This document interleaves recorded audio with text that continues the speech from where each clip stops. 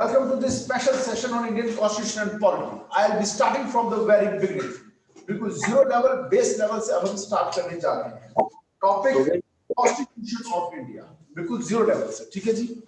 All of you students, Gulab Singh और mic off कीजिए. चलो जी, अब आगे चलते हैं. सबसे पहले कॉन्स्टिट्यूशन चीज क्या है? कॉन्स्टिट्यूट वर्ड से बना है कॉन्स्टिट्यूशन.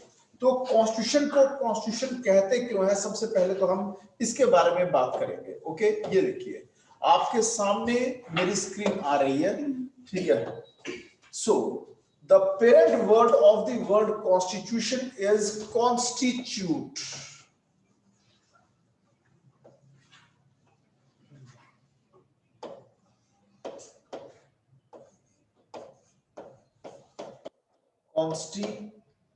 कॉन्स्टिट्यूट.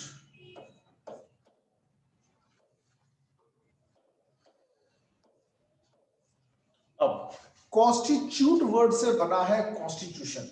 तो कॉन्स्टिट्यूशन को कॉन्स्टिट्यूशन कहते ही क्यों है? क्योंकि ये वो डॉक्यूमेंट है जो ये एक्सप्लेन करता है कि गवर्नमेंट ऑफ इंडिया का कॉन्स्टिट्यूशन यानी कंपोनेंट्स क्या है, कि किन चीजों को मिलाकर बनती है गवर्नमेंट. गवर्नमेंट, जी हाँ, सरकार. भारत की जो सरकार है उसके कितने ऑर्गन्स हैं? There are 3 organs. 3 चीजों को मिलाकर बनती है भारत सरकार. अब ये 3 चीजें कौन कौन सी हैं? ठीक है. Legislature, executive, legislature, executive and judiciary.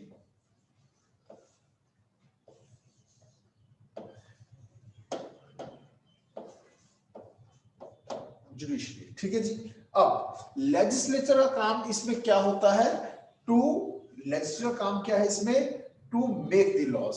Executive का काम इसमें क्या है? To implement, execute the laws. और जुडिशियल काम है to interpret the laws. Clear? ये आपको पता है पहले से. और लेजिस्लेचर 2 जगह पर होगा, सेंट्रल लेवल और स्टेट लेवल. सेंट्रल लेवल और स्टेट लेवल. ठीक उसी तरह से एग्जीक्यूटिव भी 2 जगह पर होगा, सेंट्रल लेवल और स्टेट लेवल. उस दिन जुडिशरी भी 2 जगह पर होगा, सेंट्रल लेवल और स्टेट लेवल. ठीक है. अब लेजिस्लेचर जो सेंटर में होगा उसमें होगा लोकसभा और राज्यसभा, आरएस. और स्टेट लेवल पर जो लेजिस्लेचर होगा उसमें 2 हाउसेस हो सकते हैं, विधानसभा और विधान परिषद. पर हर स्टेट में विधान परिषद नहीं होता. ठीक है. अब एग्जीक्यूटिव में सबसे ऊपर मैं यहां लिख रहा हूं, एग्जीक्यूटिव पे सबसे ऊपर क्या आ जाता है? सबसे ऊपर होता है प्रेसिडेंट ऑफ इंडिया, उसके नीचे प्राइम मिनिस्टर, उसके नीचे council of ministers of the union, और उसके नीचे सिविल सर्वेंट्स. ओके. अब एग्जीक्यूटिव जो स्टेट लेवल पर है उसमें प्रेसिडेंट की जगह पर आ जाएगा गवर्नर, पीएम की जगह आ जाएगा सीएम. और काउंसिल ऑफ मिनिस्टर्स यहां भी होते हैं मगर यहां होते हैं स्टेट लेवल. State level. ठीक है जी. और सिविल सर्वेंट्स तो यहां भी रहेंगे. क्लियर? ये लोग कानून को इंप्लीमेंट करेंगे. ओके. फिर आती है जुडिशरी.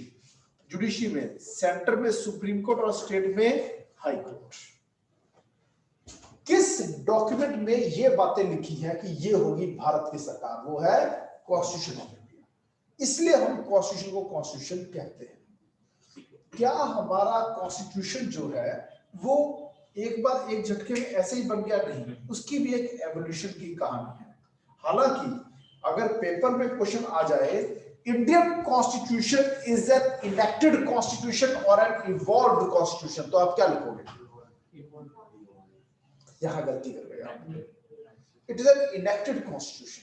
संविधान 2 प्रकार के होते हैं. मैं एक लाइन बोल रहा हूं, ध्यान से सुनिएगा. Indian constitution is a written constitution and not an unwritten constitution like that of UK and New Zealand. इसका क्या मतलब है आप बताइए. So that we have one book or specific all the laws pertaining to government. सरकार क्या है, सरकार कैसे काम करेगी, सरकार को क्या करना है, सरकार को क्या नहीं करना है, ये सब कुछ हमने एक सेट में सिस्टमेटिकली कोडिफाई कर दिया, इसलिए हम कहते हैं हमारा कॉन्स्टिट्यूशन रिटन है। लेकिन इंग्लैंड में ऐसा नहीं है। गवर्नमेंट की जो इंस्टीट्यूशंस है, गवर्नमेंटल ऑर्गेनाइजेशंस के लिए हर इंस्टीट्यूशन, हर ऑर्गेनाइजेशन अलग से सेपरेट लॉ बना हुआ है। All governmental laws are not codified into one set. Therefore, we call the Constitution of UK as unwritten constitution. New Zealand has unwritten. That is a purely evolved constitution. Ours is an enacted constitution. एक date है हमारे पास 26 जनवरी 1950 जब भारत का संविधान लागू हुआ। क्या England के पास कोई एक ऐसी डेट है कि इस डेट को कॉन्स्टिट्यूशन लागू हुआ? नहीं। समय के साथ with the passage of time उनको जिस ऑर्गेनाइजेशन, जिस इंस्टीट्यूशन की जरूरत पड़ी उसको क्रिएट करने के लॉ बनाया। जैसे CAG, controller and auditor general of India, जो खातों के अकाउंट्स का ऑडिट देखते हैं, तो हमारे यहां भी है, लेकिन हमने आइडिया कहां से लिया? यूके से। यूके ने इसके लिए क्या बनाया? CAG act. हमारे यहाँ है पब्लिक सर्विस कमीशन, वहां पर बना था पब्लिक सर्विस कमीशन एक्ट। ठीक है, हमारे यहाँ पर फाइनेंस कमीशन है, कहां लिखा है? Constitution article 280। ठीक है, पर वहां पर फाइनेंस कमीशन एक्ट बना था। समझ में आया? हमने सीधा वहां से सब कुछ आइडियाज ले लिए। जब हमारे यहाँ कॉन्स्टिट्यूशन लागू हुआ उससे कई साल पहले वहां पर कैग की इंस्टीट्यूशन बन चुकी थी, ऑडिट का सिस्टम बन चुका था। समझ में आया? तो टेक्नोलॉजी जब एक कंट्री में लेट आती है तो उससे कुछ फायदे भी होते हैं। जैसे हमारे यहाँ मेट्रो आई, ठीक है, तो एकदम से बेस्ट टेक्नोलॉजी हम इंडिया में इम्प्लांट कर लिया। बाकी जगह पहले एक तरह की मेट्रो आई, फिर इसमें ये कमी है, उसको इम्प्रूव किया। हम सीधे एडवांस वर्जन लेकर आए। वैसे ही कॉन्स्टिट्यूशन में है, हमने सभी कंट्री से आइडियाज लेकर बेस्ट ऑफ द थिंग्स इकट्ठी करके एक जगह डाल दी और बना लिया अपना भारत का संविधान। तो Indian constitution is not an evolved constitution, it is an enacted constitution, but still we have a story of evolution। जहां से आज मैं स्टार्ट करूंगा भारत के संविधान का इतिहास, भारत के संविधान का इतिहास कि कैसे कॉन्स्टिट्यूशन स्टार्ट हुआ। ठीक है, और मैं बिल्कुल जीरो लेवल से स्टार्ट करने जा रहा हूं। ओके, चले आगे। ये लीजिए। Now coming to the next few important things. ये देखिए, ये अच्छा पड़ा हुआ का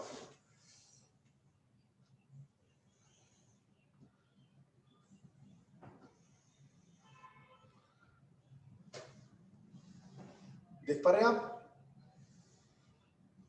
स्टूडेंट्स? सबको विजिबल है?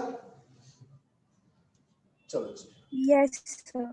चलो अब हम आपको भारत के संविधान के बनने की कहानी सुनाने जा रहे हैं। ओके, कैसे कैसे किस किस चीज की जरूरत पड़ी और हम उस चीज को बनाते गए। Shall we start? तो ये कहानी शुरू कहां से हो जाती है? आपको बिल्कुल जीरो लेवल से स्टार्ट कर रहा हूं मैं। देखिए, ये हमारा देश है इंडिया। एक रफ मैप मैंने बना दिया। ठीक है जी, यहां पर हैं द 3 रेंजेस। ये 3 रेंजेस हैं हमारी। ठीक है, हिमालयस, ग्रेटर हिमालयस, लेसर हिमालयस और शिवालिक्स। क्लियर? और ये है समंदर, ये सब है समंदर। ठीक है जी। हरप्रीत, इस समंदर का नाम बताओ, बोलो। हरप्रीत नाम है आपका? अरेबियन सी, अरेबियन सी। इस समुद्र का नाम बताओ। Indian ocean. इस समुद्र का नाम बताओ। बे ऑफ। तो अब अगर हमारा जो सबसे वीक पॉइंट है देश का, वही सबसे स्ट्रॉन्ग पॉइंट, और वो क्या है? आबादी। ये सदा से रहा है। हमारी पॉपुलेशन बहुत है, हम सबसे बड़ी मार्केट है, हम सबसे बड़े कंज्यूमर हैं। चाइना हमसे ही बड़ा कंज्यूमर है, पर वो प्रोड्यूसर भी बहुत हमसे बड़ा है। समझ में आया? तो इसलिए फॉरेन मार्केट के लिए उतना लुक्रेटिव चाइना आज की डेट में नहीं है जितना कि इंडिया है।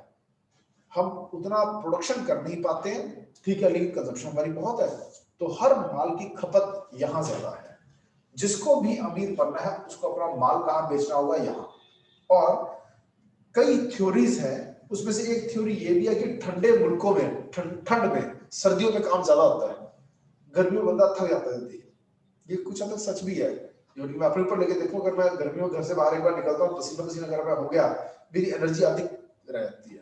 लेकिन विंटर्स में फ्रॉम मॉर्निंग टू इवनिंग में ज्यादा एनर्जी के साथ काम करता हूँ, देर तक काम करता रहता हूँ। तो शायद मे भी ये कारण रहे कि ये है अफ्रीका, मैंने बहुत छोटा कर दिया अफ्रीका, बहुत बड़ा अफ्रीका, और काफी नीचे तक है अफ्रीका, ये सब अफ्रीका है। और ये है यूरोप, यहाँ पर ये है यूरोप, काफी ऊपर तक है, ठीक है जी। तो यूरोप ठंडा मुल्क है, ठीक है जी, और इंडिया कंपैरेटिवली गर्म है, इससे भी गर्म है अफ्रीका, वो बिल्कुल इक्वेटर के पास में है। इक्वेटर इंडिया से नहीं निकलता, ठीक है, हमारे यहाँ से ट्रॉपिक ऑफ कैंसर निकलता है बस, ओके। तो ट्रॉपिक ऑफ कैंसर लगभग यहां से निकल जाता है, और यूरोप जो है वो ज्यादा ठंडे देश है ये, ठीक है। तो यहां पर काम ज्यादा हुआ, यहां पर पढ़ाई ज्यादा हुई, यहां पर इन्वेंशन डिस्कवरी ज्यादा हुई, बिजली पहले यहां आविष्कार हुआ, समझ में आया। सबसे मेन तो बिजली ने पंगा पाया, हमारे यहाँ इलेक्ट्रिसिटी नहीं थी, हम भी वेद लिख रहे थे, ग्रंथ लिख रहे थे, ज्ञान तो यहाँ भी था, मैथमेटिक्स में हमने बहुत काम किया, लेकिन इलेक्ट्रिसिटी वहां आई, इंजीनियरिंग वहां आई, ठीक है, जिसकी वजह से बटन दबाया, प्रोडक्शन, माल बन गया। हमारे यहाँ एक वीवर जितना कपड़ा बनाता था, उसे 1,00,000 गुना ज्यादा कपड़ा वहां पर एक बटन दबा के बन जाता था। इस कारण से सरप्लस प्रोडक्शन हुई, दो चीजें जरूरत पड़ी, मार्केट और रॉ मटेरियल। उसके लिए अब रॉ मटेरियल भी चाहिए सस्ते में और मार्केट चाहिए, तो सबको इंडिया आना पड़ रहा था। चाइना, इंडिया, अफ्रीका, गरीब मुल्कों में जाके ही माल मिलता है, समझ में आया। तो ये लोग जब यहां से आते थे तो रास्ते में पड़ता था अरब कंट्रीज, टैक्स देना पड़ता था, ठीक है, माल महंगा हो जाता था, ठीक है, तो जिसकी वजह से माल यहाँ बिक नहीं पाता था। जिसको आना है इंडिया, कहां से आएगा, यहां से आएगा। Punjab was the gateway to India. यहाँ पे एक नदी बहती थी, सिंधु नदी, इंडस रिवर, तो इसलिए इंडस नदी को पार करना पड़ेगा अगर इंडिया आना है। तो इसलिए ये इंदु नदी के उस तरफ वाले लोग हैं, हिंदू है सारे, समझ में, इंदु से बन गया हिंदू, क्लियर। और अब हुआ क्या, यही यूरोप के लोगों में होड़ लगी कि कैसे अरब वालों का पत्ता काटना है, ठीक है, उनकी डोर काटनी है, यानी कि बिना अरब कंट्रीज में पैर रखे, ठीक है, डायरेक्टली माल इंडिया कैसे लेके आना है। लोग अलग अलग कंपनी ने अलग अलग जोग्राफर्स को पकड़ा, ठीक है, कि आप किसी तरह से सी रूट टू इंडिया खोज निकालो। तब कई लोग, कोलंबस इंडिया की खोज करने निकला, लेकिन कहां पहुंच गया, अमेरिका, ठीक है। कई और टीम्स इंडिया के रास्ते की खोज करने निकले कि समंदर के रास्ते कैसे पहुंचा जाता है। मैगलन एक बंदा था, मैगलन, ये पंगा किसने पाया था, मैगलन ने डाला था। मैगलन ने एक थ्योरी दी थी, धरती गोल है, अगर यहां से यहां तक जाया जा सकता है, यहां से यहां तक सीधा जाया जा सकता है, घूम के भी जाया जा सकता है, समझ में आया। तो हर चीज के कई रास्ते बन सकते हैं, सी रूट का आइडिया यहां से आया। फिर ये यूरोप से पोर्तुगाल एक देश है, पोर्तुगल कह लो या पोर्तुगाल कह लो, ठीक है, पोर्तुगाल का एक आदमी था जिसका नाम था वास्को ड गामा।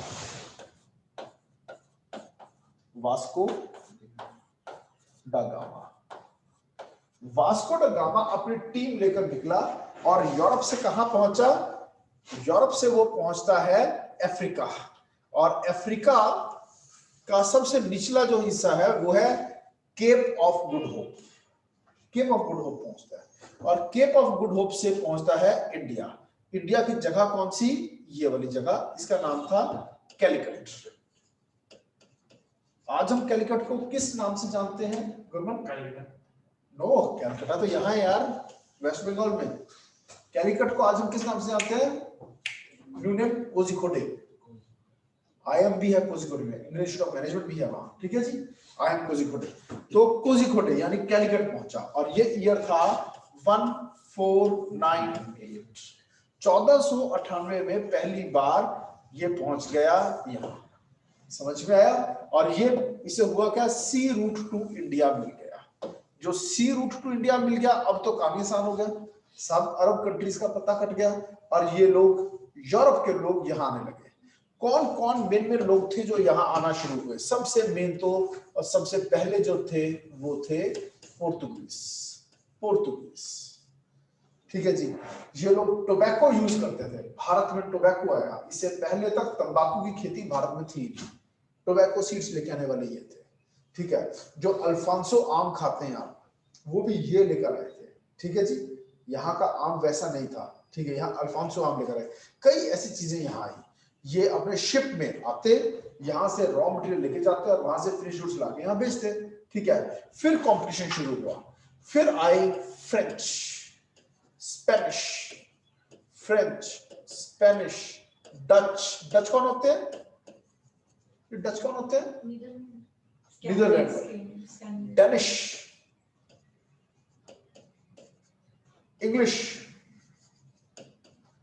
इंग्लिश यानी इंग्लैंड से आने वाले, ब्रिटिशर्स जिसे हम कहते हैं। और ये लोग आपस में ही एक दूसरे को टफ कंपटीशन देना शुरू हो गए। बहुत जल्द हुआ क्या, सिर्फ 3 पार्टीज रह गई, पार्टी 1, पार्टी 2 और पार्टी 3। ये 3 ने पूरी मार्केट को कैप्चर कर लिया। जैसे कि टेलीकॉम कंपनीज में आप देख रहे हैं, पहले कितनी कंपनीज होगी थी, टाटा डोकोमो, ये है वो है, अब 3 रह गई। तब भी यही हुआ था कि बड़े ने छोटे को खा लिया, मर्जर हो गए, एमलगामेशन हो गए और 3 कंपनी रह गई, इंग्लिश ये वो। अब इनमें आपस में कंपटीशन था। ये टाइम था अप्रोक्सीमेटली 100 साल का।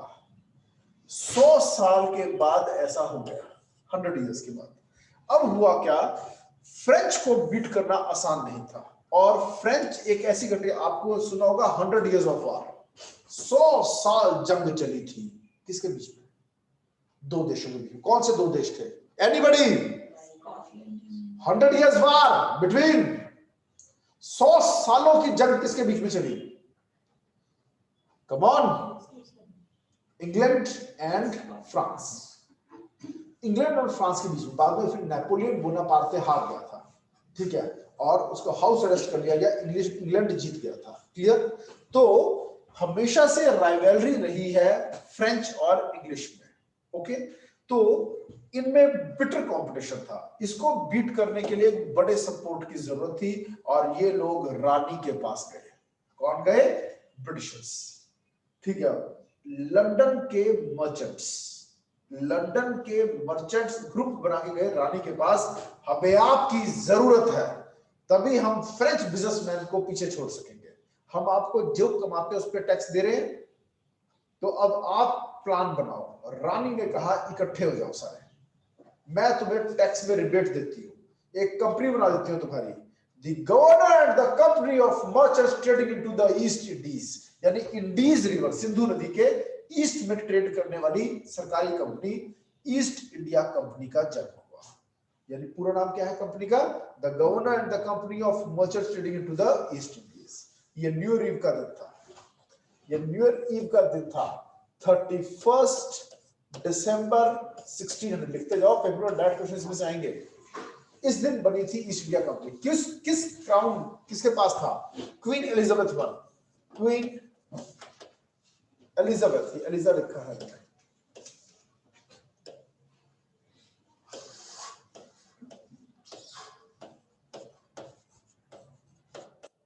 क्वीन एलिजाबेथ I ने 31 दिसंबर 1600 को क्या ग्रांट किया था?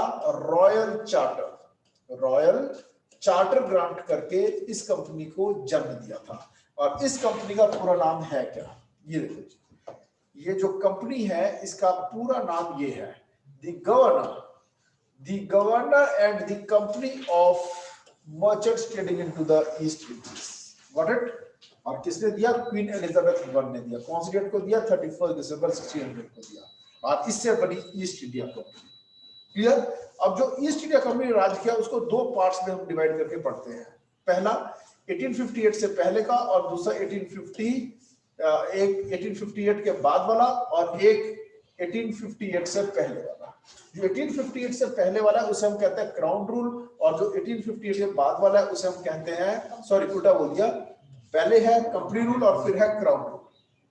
क्योंकि गवर्नमेंट ऑफ इंडिया एक्ट 1858 के द्वारा ईस्ट इंडिया कंपनी का एंड हो गया था। क्लियर? ओके, और आगे चलते हैं। तो इस तरह से मैं ये कह सकता हूं कि हम बांट सकते हैं, हम डिवाइड कर सकते हैं ब्रिटिश रूल को। ब्रिटिश रूल को 3 पार्ट्स में डिवाइड किया जाता है, और ये 3 पार्ट्स कौन कौन से हैं? सबसे पहले मर्केंटाइल फेस। मर्केंटाइल फेस, ये मर्केंटाइल लॉ क्या होता है? मर्केंटाइल लॉ क्या होता है? You haven't heard of mercantile law? Mercantile law पढ़ा नहीं क्या? जो आता है इसमें नो, मर्केंटाइल लॉ पढ़ा नहीं क्या आपने? मर्केंटाइल लॉ क्या है? Mercantile law commercial law sir, क्या जी? ट्रेड लॉ और कमर्शियल लॉ। यस, मर्चेंट्स का लॉ। मर्चेंट वर्ड से ही बनते हैं ये मर्केंटाइल लॉ या मर्केंडाइज। समझ में आया? तो ट्रेडर्स वाले लॉज यानी कॉन्ट्रैक्ट एक्ट पढ़ा है ना, इंडियन कॉन्ट्रैक्ट एक्ट, फिर सेल ऑफ गुड्स एक्ट, फिर पार्टनरशिप एक्ट, कंपनी लॉ, ये सारे लॉ कौन से मर्चेंट से रिलेटेड है, तो इसको मर्केंटाइल बोल देते हैं। जो मर्चेंट्स के एक्शंस को रेगुलेट करने के लिए जो है वो सारे मर्केंटाइल लॉ। मेनली उसमें आता है कॉन्ट्रैक्ट एक्ट। अब कॉन्ट्रैक्ट में से 2 ऑप्शन निकलते हैं, पार्टनरशिप और sale of goods act. Clear? और बड़ा मर्चेंट का कंपनी बनाएगा अपनी, यानी कि company law. Clear? Business law भी कह सकते हैं इसको। ओके, और आगे चलते हैं। तो ईस्ट इंडिया कंपनी का जो पहला फेस है वो क्या है? ठीक है, 1600 से लेकर 1772, इसे हम क्या कहते हैं? मर्केंटाइल। अब ये इसमें ट्रेडर्स हैं, मर्चेंट्स हैं, सामान बेचने वाले व्यापारी दुकानदार। क्लियर? राज नहीं किया ईस्ट इंडिया कंपनी ने यहाँ पर, लेकिन फिर कुछ हुआ। इसको थोड़ा साफ साफ लिख दूं, मुझे बड़ा बुरा लग रहा है मैंने कैसी राइटिंग लिखी है। मर्केंटाइल फेस, मर्केंटाइल फेस, जो पहला फेस है मर्केंटाइल फेस है, और जो दूसरा है वो है कौन सा फेस है? Company rule. कंपनी रूल ये चलता है 1773 से 1858, और फिर आता है क्राउन रूल। क्राउन रूल जो 1858 से लेकर 1947 तक, 1947 तक। Third is the clear?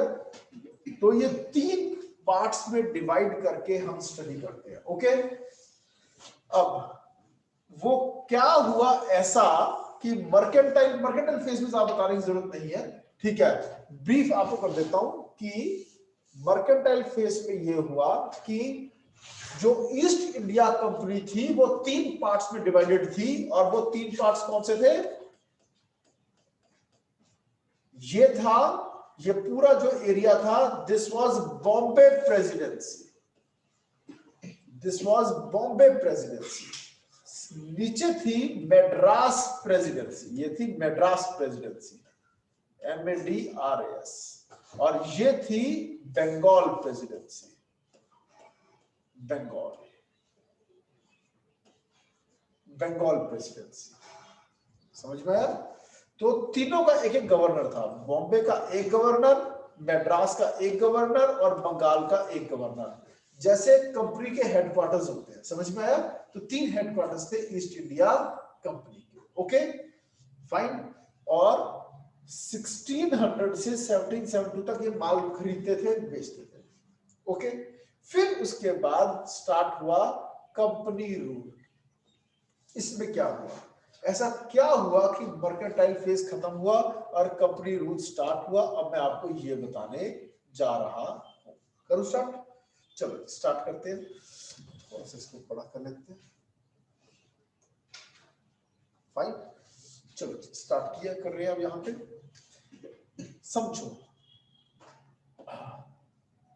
किसी को पता है बैटल ऑफ बक्सर के बारे में या बैटल ऑफ प्लासी के बारे में? The first two battles.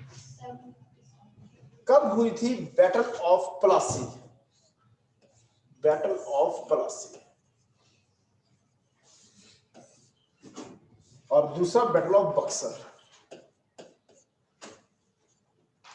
इसका टाइम पीरियड है 1757, इसका टाइम पीरियड है 1764। ठीक है, समझो ये कहानी शुरू कहां से होती है। मुगलों का जो साम्राज्य था उस समय में, मुगलों ने कब से कब तक राज किया था? 1526 से लेकर 1707 तक। असली जो स्ट्रॉन्ग मुगल्स का जो राज था वो इस टाइम था 1526 से 1707। बड़ा स्ट्रॉन्ग तरीके से राज किया। और 1605 में अकबर की डेथ हुई थी। अकबर ने लगभग आधी शताब्दी राज किया, 50 साल के आसपास। क्लियर? तो सन 1600 में बनी थी ईस्ट इंडिया कंपनी। 1556 से 1605 तक राज किया अकबर ने।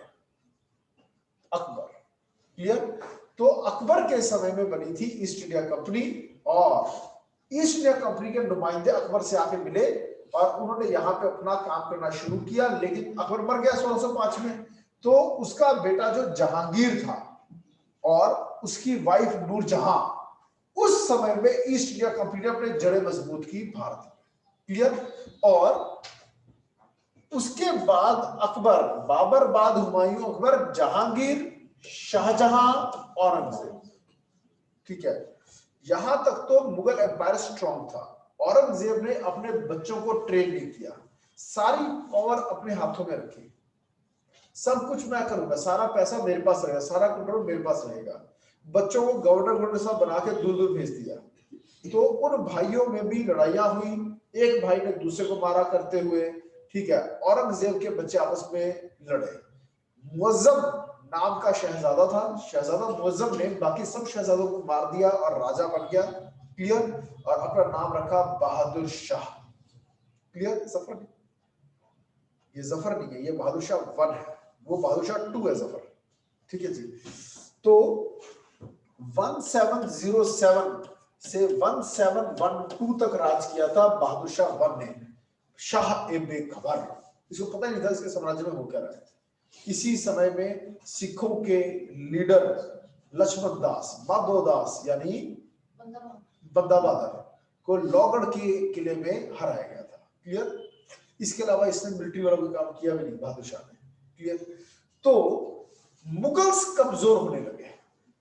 बहादुर शाह, उसके बाद फिर जहांदार शाह, ठीक है, फिर फारूक सियर, फिर रफीउद्दौला, फिर मोहम्मद शाह रंगीला। तो ये कमजोर मुगल राजा थे, इनका भारत पर पकड़ नहीं थी। और सभी इनके अंडर जो काम करने वाले लोग थे उन्होंने अपने आप को अपने अपने देश का राजा डिक्लेयर कर दिया। समझ में आया? Decline of Mughals. सामने आए क्या? हैदराबाद में निजाम बन गया और हैदराबाद में कहा अब हम मुगलों के अंडर नहीं है, निजाम ही राज करेगा। ऐसे वहां अवध में नवाब पैदा हो गया। ठीक है, बिहार वाला जो एरिया था, शुजाउद्दौला कहता अब से मैं ही राजा हूं, अब मैं मुगलों को कुछ नहीं समझता। हर किसी ने अपनी इंडिपेंडेंस डिक्लेयर करनी शुरू कर दी। और बंगाल का नवाब बना तो ऐसे मुर्शिद कुली कहा था, फिर उसके बच्चे और फिर नवाबी बन गई बंगाल में। क्लियर? और उन्होंने कहा वी आर इंडिपेंडेंट रूलर्स, अब we are no more under Mughals. तो मुगल से खत्म है, अब तो उनका डिक्लाइन शुरू हुआ। समझ में आया? सो मुगलों के डिक्लाइन की वजह से भी ईस्ट इंडिया कंपनी को अपनी पकड़ बनाना आसान हो गया। इनकी 3 मैंने बॉडीज बनाई है। एक तरफ था बॉम्बे, ठीक है, एक तरफ बॉम्बे, एक तरफ नीचे चेन्नई और इस तरफ वेस्ट बंगाल। ठीक है, तो बंगाल में नवाब थे, ठीक है, और महाराष्ट्र वाला जो एरिया वहां पे मराठे थे। ये आपस में सब लड़ते रहते थे। तो ईस्ट इंडिया कंपनी स्ट्रांग बनती गई और बहुत स्ट्रांग बन गई। 1757 में बैटल ऑफ प्लासी हुई। क्यों हुई? इसे कई कारण, अभी ज्यादा गहराई में नहीं जाऊंगा, सिर्फ कॉन्स्टिट्यूशन को पढ़ाऊंगा। ठीक है, नवाब सिराजुद्दौला, अंदर नाम लिख देता हूं, वो इंपॉर्टेंट है, ठीक है, सिराजुद्दौला।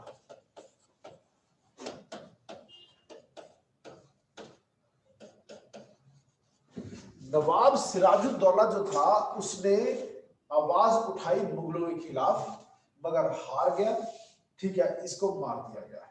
और उसके बाद से जो बंगाल था वहां पर क्या शुरू हो गया, पपेट नवाबी, पपेट्स, ब्रिटिशर्स के पपेट्स नवाब बनकर बैठने लगे। मैं फिर से ड्रॉ कर रहा हूं, ठीक है, ताकि एक पिक्चर बनती है दिमाग में, ठीक है, कि ये जो एरिया था ये वाला बंगाल का एरिया था, और यहां पे दो जंग ऐसी हुई जिसके द्वारा ब्रिटिशर्स ने अपना कब्जा कर लिया, और यहां के गवर्नर को बना दिया गवर्नर जनरल। जनरल वर्ड जो होता है ये एक आर्मी का रैंक होता है। अब जब आप राज करने लग जाओगे तो आपको आर्मी की जरूरत पड़ेगी, तो इसलिए एक आर्मी की टुकड़ी इसको दे दी गई। और जो नीचे वाला था, ठीक है, मैड्रास का, वो वाला गवर्नर, और जो बॉम्बे वाले एरिया का जो था, ठीक है, तब का गुजरात भी जो था वो बॉम्बे महाराष्ट्र का ही पार्ट होता था, स्टेट ऑफ बॉम्बे कहते थे उसे।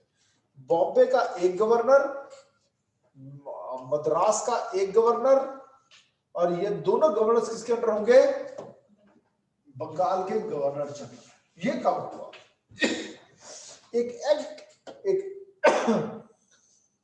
एक एक्ट पास हुआ था जिसका नाम था regulating act, regulating act of 1773, regulating act of 1773। Clear, okay. ये पहला वो लॉ था जिसके द्वारा ब्रिटिशर्स ने वहां बैठकर इंडिया को रेगुलेट करना शुरू किया, इसीलिए इसे कहते हैं रेगुलेटिंग एक्ट। क्लियर, समझ में आया।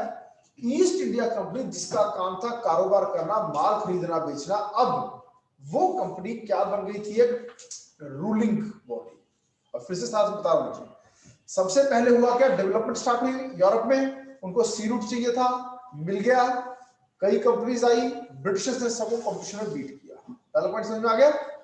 कंपनी बना ली, East India Company, unity strength. French वगैरह ये सारे डिवाइडेड थे, मगर ब्रिटिशर्स मर्चेंट सारे इकट्ठे हो गए।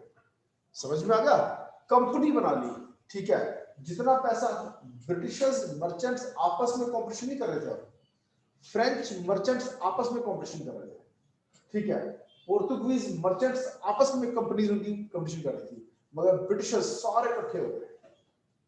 जितनी बड़ी ताकत आप बन जाओगे, जाहिर सी बात है उतना फायदा होगा। अब जैसे देखो, एक उनके मर्चेंट्स कौन कौन थे, कोई कोयल कंपनी है, ठीक है, कोई लोहा बेच रहा है, कोई कोयला बेच रहा है। जब वो सारे इकट्ठे हो गए, अपने बंदों को सस्ते में देके बाहर वालों से ज्यादा रेट लेंगे। समझ में आया, इकोनॉमी पैदा हो गई, सस्ते माल बनना शुरू हो गए, तो दूसरों कंपटीशन में बीट करने लायक हो गए। Union is strength, if you are united you will be strong. ये हुआ, समझ में आया। तो वो रानी ने किया, और फिर उसका सबको हराया, फिर यहाँ के राजाओं को भी हराया, और राज करने लगी ईस्ट इंडिया कंपनी। तो उन्होंने लेटर लिख दिया कि अब हम ट्रेडर नहीं रह गए हैं, अब हम हिंदुस्तान के राजा बन गए हैं। तो रानी जी बताओ काम कैसे करना है, कहती हो कि पहले तुम्हें आर्मी देती हूँ, अभी तक तो तुम्हें काम चलाने के लिए रॉबर्ट क्लाइव को भेजा था, नवाब को मारने हराने के लिए, अब परमानेंट तुम्हें आर्मी दे दी, आर्मी का रैंक दे दिया, ओके, जनरल का रैंक मिल गया, बाकी दोनों गवर्नरों को तुम्हारे अंडर लगा दिया, अब तुम एक राजा बन गए, बंगाल के राज करने लग गए। समझ में आया। अब भाई लॉ बनाना पड़ेगा कि how this company should function as a government. दो बातें होती हैं, रेक्स लेक्स और लेक्स रेक्स। मैं फिर से बोल रहा हूं, रेक्स लेक्स, रेक्स लेक्स और lex rex. What is rex lex? Rex का मतलब होता है किंग, लेक्स का मतलब होता है लॉ, यानी लॉ इज किंग। कि जो राजा ने कह दिया वही कानूनन सही है। समझ में? राजा बदला तो कानून बदला।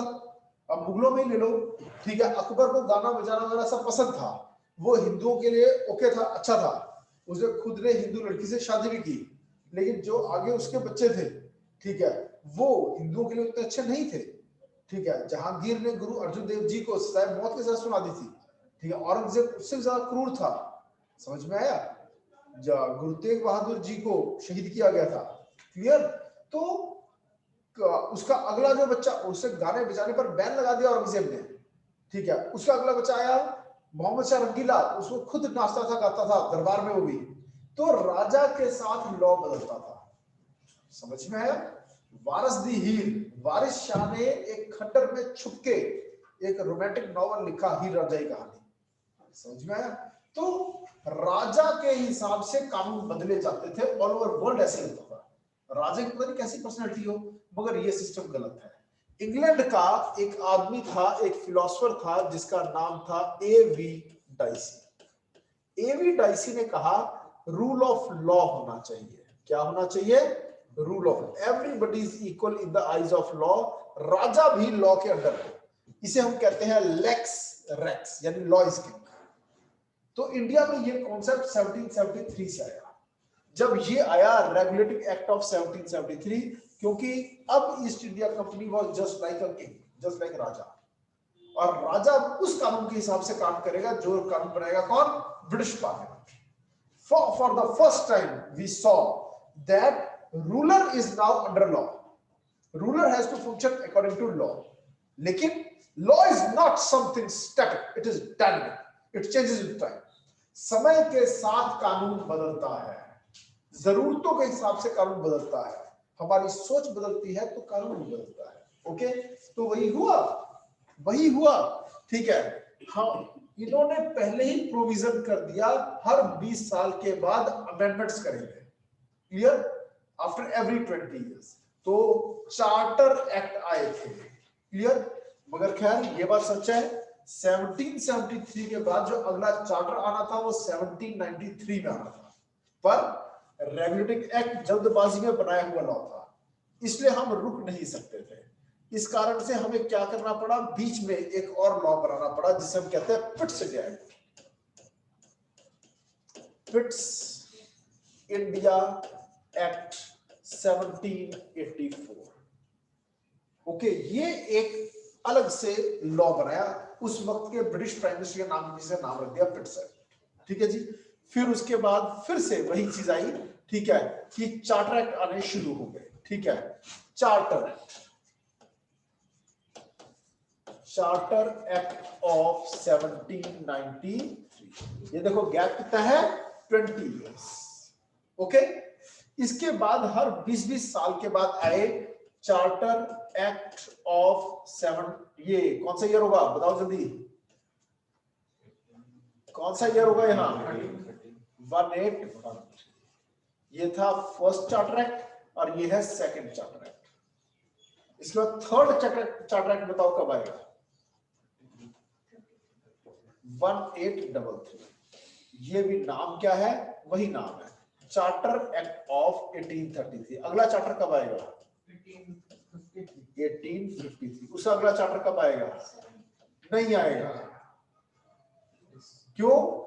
बीच में हो गया क्या? Revolt of 1857। इसके बाद कहानी बदल गई और खत्म ही हो गया सब कुछ, ठीक है जी, इससे लिख देते हैं, ठीक है।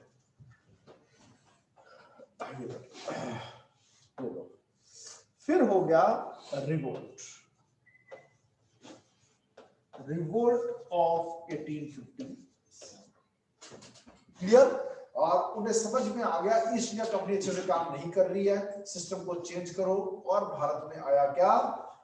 Crown rule. अब से कंपनी राज नहीं करेगी, सीधा क्राउन राज करेगा, ठीक है।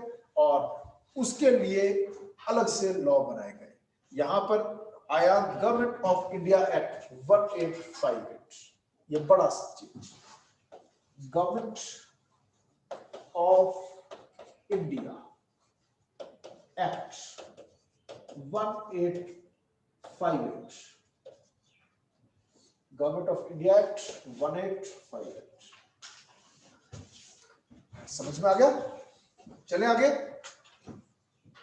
अब इसको थोड़ा सा यहां से दिखा देता हूं आपको। मैं भी आपको ऐसे ही पढ़ाऊंगा बिल्कुल से, कि सबसे पहले मैं आपको बेस बताते हुए चलूंगा, ठीक है, और फिर उसके बाद एक एक चार्ट आउट कराऊंगा कि लैंडमार्क्स क्या है। सबसे पहले रेगुलेटरी एक्ट 73 कराऊंगा, फिर उसके बाद मैं करवाऊंगा आपको अगला पिट्स इंडिया एक्ट ऑफ 1784, मिल गया आपको। फिर उसके बाद मैं आपको करवाऊंगा 1793, 93 13 33, ठीक है जी। 1793 के बाद 1813 आएगा, फिर 1833 आएगा, 1833, ठीक है जी। फिर इसके बाद आएगा क्या आपका चार्टर एक्ट ऑफ 1853, बस इसके बाद चार्टर एक्ट नहीं आते। फिर सीधा क्या आएगा, government of India act 1858। The Government of India Act 1858 is also known as Crown Act, or it is different? Is also known as Crown Act. Crown act. हाँ, यहां से क्राउन का रूल स्टार्ट हो गया, कह सकते हैं इज आल्सो क्राउन एक्ट, ठीक है जी। और फिर क्राउन एक्ट आ गया, government of India act 1858। Crown act में ऑफिशियल टर्मिनोलॉजी नहीं है, कोई बुक्स लिखने वाले कुछ भी लिख दो, मैं भी चाहूँ कोई भी नाम रख दो उसको, लेकिन कहा जा सकता है क्राउन एक्ट, क्योंकि क्राउन का रूल स्टार्ट हुआ। क्लियर? अगला यहां से शुरू हो गया क्राउन रूल। अब यहां पर इंडियन काउंसिल एक्ट ऑफ 1861, 1892 और 1909, ठीक है। फिर 1919, 1935, 1947 देश आजाद, बस। 1861 में एक लॉ पास हुआ, 1892 में अलग, फिर 1909, फिर 1919 1919, फिर 1935 और फिर 1947। ऐसे हम देश को आजाद करवाएंगे। प्लान समझ में आ गया आजादी का? ठीक है जी। अब बनाना शुरू करते हैं कॉन्स्टिट्यूशन। तो स्टार्टिंग से स्टार्ट कर दें। अभी तक मैंने भूमिका बांधी है, ठीक है। अब इस भूमिका के आधार पर एक एक लॉ बताऊंगा। जब जब जिस जिस चीज की जरूरत महसूस होती गई वो हम भारत में बनाते गए या ब्रिटिश पार्लियामेंट से बनवाते गए। ओके, चेंजेस आते रहे इन लॉज के द्वारा, और इन्हीं लॉज का आइडिया लेते हुए, ठीक है, धीरे धीरे कॉन्स्टिट्यूशन बना। हमें आदत पड़ गई कि कैसे सरकार चलानी है। ओके, और जब देश आजाद हुआ तो जैसे चल रही थी सरकार, ज्यादातर तो उसी को पकड़ कर दिया और कुछ चीजें कुछ देशों से आइडिया लेके डाल दिया, खत्म। Is my point clear? तो history of evolution of constitution का बेस मैंने आपको करा दिया।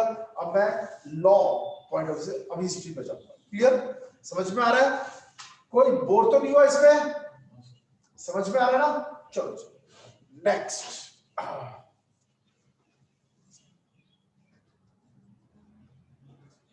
चलो अब कॉन्स्टिट्यूशनल डेवलपमेंट्स की तरफ आ रहे हैं। पहली चीज तो इंपॉर्टेंट, मैंने आप सबको असाइनमेंट प्रोवाइड करा दिया है, ठीक है जी। और जिसके पास नहीं है वो मुझे व्हाट्सएप करके बता दे, मैं उसको भी दे दूंगा। क्लियर? अब ये देखो जी, हम यहां से स्टार्ट कर रहे हैं।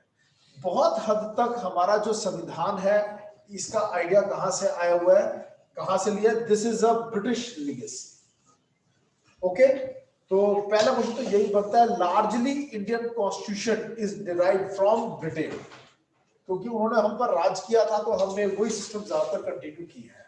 फिर अब ऐसा क्या क्या है जो हमें ब्रिटेन से ले रखा है हमने यहां से? ये देखो जी, सबसे पहले public services, public service commission का काम, आईएएस आईपीएस ऑफिसर्स, फिर हमारा एजुकेशन सिस्टम, ठीक है, हमारे ऑफिस प्रोसीजर्स, हमारा training procedure, Lal Bahadur Shastri academy है मसूरी में, ठीक है, रिक्रूटमेंट, हमारा political setup, local administration, district administration, ठीक है, police system, revenue administration, budgeting, auditing, ये सब कुछ इसकी रूट्स कहाँ हैं? ब्रिटिशर्स में। क्लियर? चले आगे और आगे चलते हैं। अब ब्रिटिशर्स का जो यहाँ राज है, दो पार्ट्स में हमने डिवाइड किया है, और वो दो पार्ट्स कौन कौन से हैं? 1858 से पहले वाला, 1858 के बाद वाला। क्लियर है? जहां अटको मुझे रोक लेना। सर ये पॉइंट दोबारा कराओ। खूबसूरती मेरे पढ़ाने के तरीके की ये है, हर चीज पॉइंट्स में है। ओके, हर चीज की जितनी मर्जी गहराई में मुझे ले जाओ। जितना अभी तक का इतिहास मैंने आपको शायद आधे घंटे पढ़ा दिया, वैसे ये 1 महीने का, 3 दिन तो मुझे बैटल ऑफ प्लासी पर लगते हैं अगर जब मैं हिस्ट्री पढ़ाता हूं, कि बैटल ऑफ प्लासी का कारण क्या थे? पॉलिटिकल रीजंस, इकोनॉमिक रीजंस, ठीक है, कल्चरल रीजंस, हिस्टोरिकल पर्सपेक्टिव कि क्यों हुई बैटल ऑफ प्लासी, फिर बैटल ऑफ प्लासी से पहले पीपीपी, ठीक है, प्री प्लासी प्लानिंग, फिर पीपीटी, प्री प्लासी ट्रांजैक्शन। एक दिन तो इस पे लग जाता है कि रॉबर्ट क्लाइव को क्यों बुलाया गया। फिर उसका भी एक इतिहास है कि अंग्रेजों ने क्यों सोचा कि अब इस नवाब को सबक सिखाना होगा, ऐसी क्या गलती हुई थी नवाब सिराजुद्दौला से, द ब्लैक होल ट्रेजेडी, ठीक है, बस उसमें जाएंगे, अभी इसी में रहेंगे, ठीक है जी। तो किसी भी चीजों की तभी गहराई में आप जहां बोलोगे मैं उस पॉइंट को डेप्थ में ले जाऊंगा, क्लियर, और आगे चलना। फिर यहां तक मैं करवा चुका हूं कि क्वीन एलिजाबेथ वन ने रॉयल चार्टर ग्रांट किया था। एवरीथिंग इज इन पॉइंट्स, जो पॉइंट ना समझ में आए पकड़ लो। इसी का प्रिंट आउट भी आपको दे दिया, ठीक है, और यहां पे भी लगा दिया विद डायग्राम्स समझा। ऐसे मैं इंडियन कॉन्स्टिट्यूशन पढ़ाऊंगा, ज्यादातर मेरा पढ़ाने का तरीका ही है। आपको लिखना पड़ेगा पर कम लिखना पड़ेगा। अगर मैं ये सब कुछ डिक्टेट कराऊंगा तो जाहिर सी बात है समय सीमा की वजह से मुझे कम पढ़ाना होगा और ज्यादा गहराई में पकड़ नहीं पाऊंगा, क्लियर। तो डिक्टेशंस कम रहेंगी, आज भी तो लिखवाया मैंने, ठीक है, डायग्राम से नोट्स बनेंगे, ये नोट्स में ऐसे दूंगा। चले आगे और आगे चलते हैं, समझो। रानी ने क्या किया, क्वीन एलिजाबेथ वन ने क्या किया कि जो केप ऑफ गुड होप, ये अफ्रीका के नीचे वाला एरिया है, ठीक है, से इस तरफ की जो कंट्रीज है, केप ऑफ गुड होप से ईस्ट की जो कंट्रीज है, या फिर कह लो जो सिंधु नदी के इस तरफ वाला जो एरिया था, ठीक है जी, ठीक है, वहां पर एक्सक्लूसिव ट्रेडिंग राइट्स दे दिए ईस्ट इंडिया कंपनी को और प्योरली ट्रेडिंग फंक्शंस किए जाएंगे। समझ में आया? Okay, which till now had purely और दिए थे, लेकिन बाद में हुआ क्या, रानी ने कहा कि तुम वहां की एडमिनिस्ट्रेशन भी संभालो, जब कब्जा हो गया बंगाल के ऊपर, क्लियर। और फिर दीवानी राइट्स यानी revenue rights, civil justice rights Bihar, Bengal, Orissa के यानी दीवानी भी दे दी गई, इसे दीवानी कहते हैं, क्लियर। दो ही मुकदमे होते हैं, दीवानी दावा या फौजदारी का। फौजदारी का पर्चा क्या होता है, क्रिमिनल केस। दीवानी दावा क्या होता है, सिविल केस, जो पैसे से आपने मुझे पैसा उधार लिया, कॉन्ट्रैक्ट किया, वापस नहीं किया, मियां बीवी की शादी है, लड़ाई होगी, ठीक है, मैट्रिमोनियल डिस्प्यूट, सब सिविल है। जो क्राइम है वो क्रिमिनल, फौजदारी का पर्चा, ठीक है जी। चलो आगे चलते हैं, नेक्स्ट। अब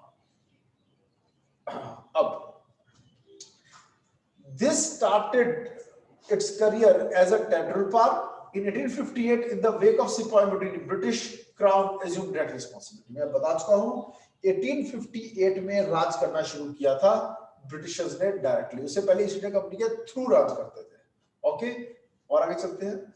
जब इंडिपेंडेंस मिली तो जाहिर सी बात है हमें एक अलग कॉन्स्टिट्यूशन बनाने की जरूरत हुई। ये आइडिया दिया था किसने, एम.एन. रॉय ने।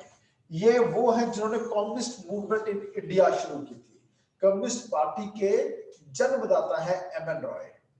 एम.एन. रॉय ने कहा था भारत का संविधान अलग होना चाहिए, ओके, और एक कॉन्स्टिट्यूएंट असेंबली बननी चाहिए इस काम के लिए, जिसमें हिंदुस्तानी लोग वो अपना कॉन्स्टिट्यूशन खुद लिखे, इसलिए बना हमारा कॉन्स्टिट्यूशन। और आगे चलते हैं हम, ओके।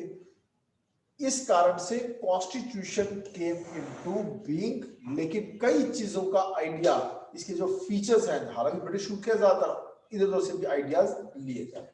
चले आगे, नेक्स्ट, लैंडमार्क्स। अब ये है हमारे लैंडमार्क्स, ओके।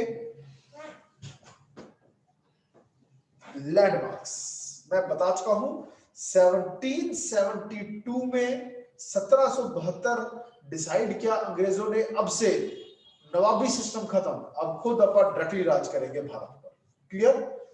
ये हो गया। जब ये हो गया तो उन्होंने लॉ बनाया 1773 का एक्ट, रेगुलेटिंग एक्ट ऑफ 1773। अब इसमें 5-6 पॉइंट आते हैं, पहले मैं समझा देता हूं, फिर उसके बाद पॉइंट बाय पॉइंट हम आपको यहां से करवा देंगे। सबसे पहली चीज, ये पहला स्टेप था ब्रिटिशर्स का सेंट्रल तरीके से काम करने, सेंट्रलाइजेशन का, कि अब एक होगा गवर्नर जनरल, और वही राज करेगा, उसके नीचे होंगे बाकी दो गवर्नर, जिसकी वजह से सबऑर्डिनेशन हो गई मद्रास और बॉम्बे के गवर्नर की। अब वे सबऑर्डिनेट्स बन गए, उनका सीनियर हो गया कौन? Governor general. और गवर्नर जनरल कौन था? बंगाल वाला। समझ में आ गया? 3 हेडक्वार्टर थे, ये समझ में आ गया। अब गवर्नर ऑफ बंगाल बन गया governor general of Bengal. Clear? और उसके अंडर आ गई एक एग्जीक्यूटिव काउंसिल जिसके 4 मेंबर भी थे, और उसके अंडर आ गए ये गवर्नर ऑफ, ये दोनों, मद्रास का गवर्नर और बॉम्बे का गवर्नर। यहां तक समझ में आ गया? चलो में आगे और आगे चलते हैं। ये देखो जी, नेक्स्ट सुप्रीम कोर्ट बनी। भारत में पहली बार एक किला था fort Williams. Fort William Calcutta में बनी क्या? Supreme court. 1773 का एक्ट था, 1774 में बनी थी। एपेक्स यानी सबसे बड़ी कोर्ट, सबसे ऊंची कोर्ट। इसमें कितने जज थे? एक था इसमें चीफ जस्टिस और 3 मोर जजेस। Is my point clear? क्या मैं चलूं आगे? और आगे चलते हैं। अब it prohibited the servants of the company, कि अब ईस्ट इंडिया कंपनी में जो मर्चेंट्स हैं, जो ट्रेडर्स हैं, जो जिसको मिला के ईस्ट इंडिया कंपनी बनी है, अब वो हरगिज भी प्राइवेट ट्रेड ना करे। नो प्राइवेट ट्रेड, और no bribes, no presents from the natives. ये वाली जो बात है, ये आज भी हमने इंप्लीमेंट कर रखी है। कहां इंप्लीमेंट कर रही है? कोई भी गवर्नमेंट सर्वेंट ना तो कोई प्राइवेट बिजनेस कर सकता है, ना ही ब्राइब ले सकता है, ना ही कोई बड़ा प्रेजेंट ले सकता है। पता है आपको इस बात का? ठीक है, तो हाँ जी, नो नो नो, वो अलग चीज है। ऑफिस ऑफ प्रॉफिट क्या होता है? सरकारी नौकरी करने वाला इंसान इलेक्शन कॉन्टेस्ट नहीं कर सकता। वहां पर सरकारी नौकरी, if you are taking pecuniary benefits from government, then you are not allowed to contest any elections under constitution of India. और आगे चलते हैं। फिर ब्रिटिश गवर्नमेंट जो थी, ब्रिटिश गवर्नमेंट का कंट्रोल और कैसे स्ट्रेंथन हुआ? लास्ट पॉइंट देखो, कंपनी के ऊपर अपना कंट्रोल और स्ट्रॉन्ग बनाया ब्रिटिश गवर्नमेंट ने। कैसे? By requiring court of directors, the governing body of the company, to report on its revenue, civil and military. जो ईस्ट इंडिया कंपनी भारत में राज करेगी, अनकंट्रोल्ड नहीं है, उसके ऊपर कंट्रोल कौन करेगा? कौन करेगा? ब्रिटिश पार्लियामेंट ही करेगी। कैसे? रिपोर्टिंग करेगी इस बॉडी। समझ में आया? और उस बॉडी का नाम है कोर्ट ऑफ डायरेक्टर्स। क्लियर?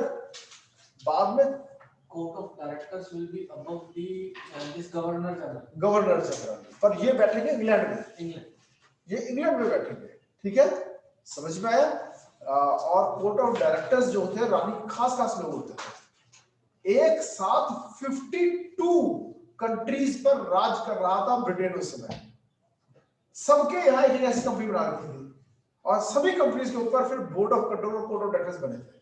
अभी तो कोर्ट ऑफ डायरेक्टर्स ही है, अब अगले में बोर्ड ऑफ कंट्रोल भी बनाएंगे। जैसे क्रिकेट का बोर्ड है ना, बीसीसीआई, वैसे ही जूट बोर्ड है, सबके बोर्ड बनेगा। पोर्ट ट्रस्ट बोर्ड बना हुआ है, वैसे ही बोर्ड सिस्टम शुरू हुआ। और आगे चलते हैं, यहां तक पहुंच गए। अब जल्दबाजी में बनाया गया था रेगुलेटिंग एक्ट ऑफ 1773।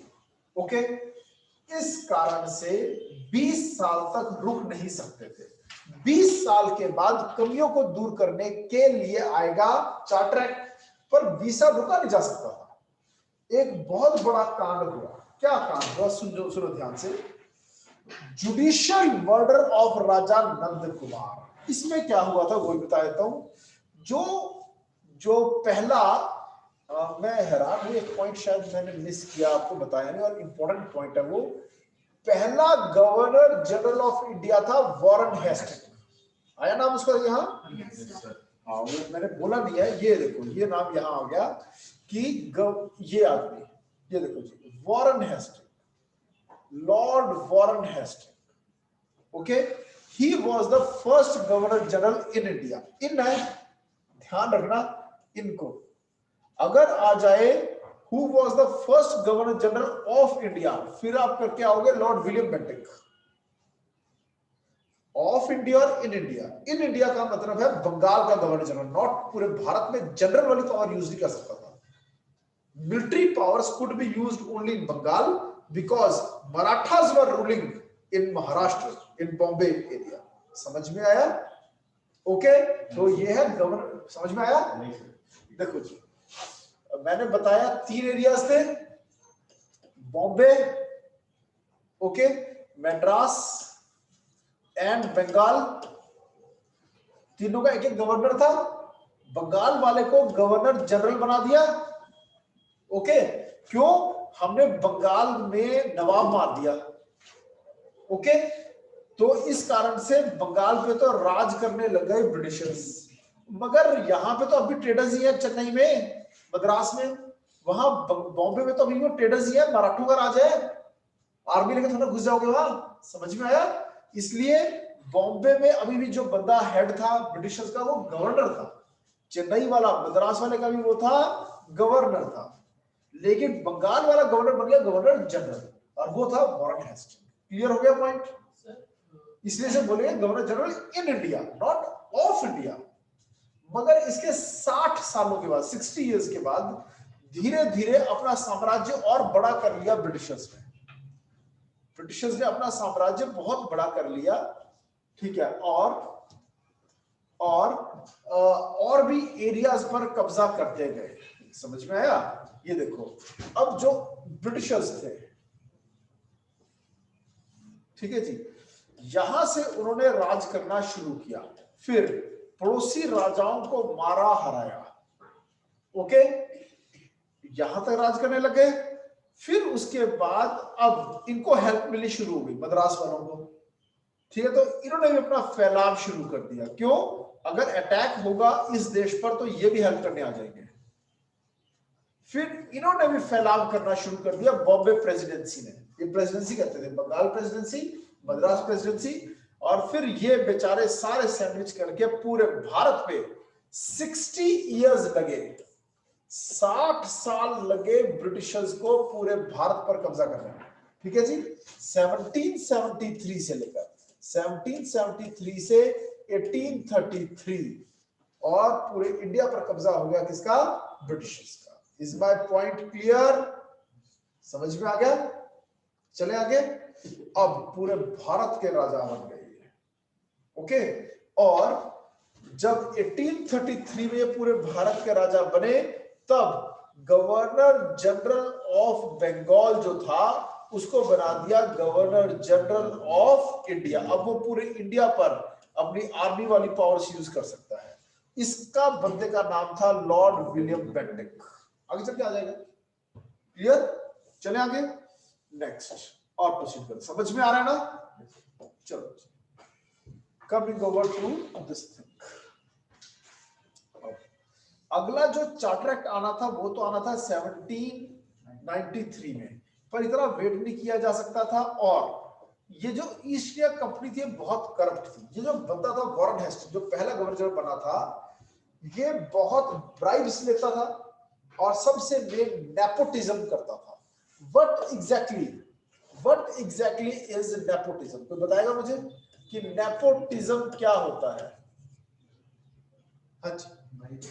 भाई भतीजावाद, कि अपने खास को नौकरी देना, क्लियर? और bribes. East India Company was a highly corrupt company, clear? तो इसके खिलाफ आवाज उठाई एक छोटे से राजा ने, जिसका नाम था राजा नंद कुमार। राजा नंद कुमार, क्लियर? और इसने रानी को खत लिख के बताया कि कैसे वॉरेन हेस्टिंग्स ने यहाँ पे त्राही कर रखी है, कितना करप्ट है वो, क्लियर? तो इसको आया गुस्सा, वॉरेन हेस्टिंग्स को गुस्सा आ गया और उसने एक झूठे केस में इसको फंसाकर कैपिटल पनिशमेंट दी और इसको हैंग कर दिया, हैंग बाय नेक टिल डेथ, यानी फांसी की सजा, और जान से मार दिया। इसे हम कहते हैं जुडिशियल मर्डर ऑफ राजा नंद कुमार। जब इसकी खबर रानी तक पहुंची तो वो लोग हिल गए। इतनी करप्शन है वहां। क्यों? क्योंकि रानी बहुत दूर बैठी है इंग्लैंड में, डायरेक्ट कंट्रोल इतना अच्छा नहीं था।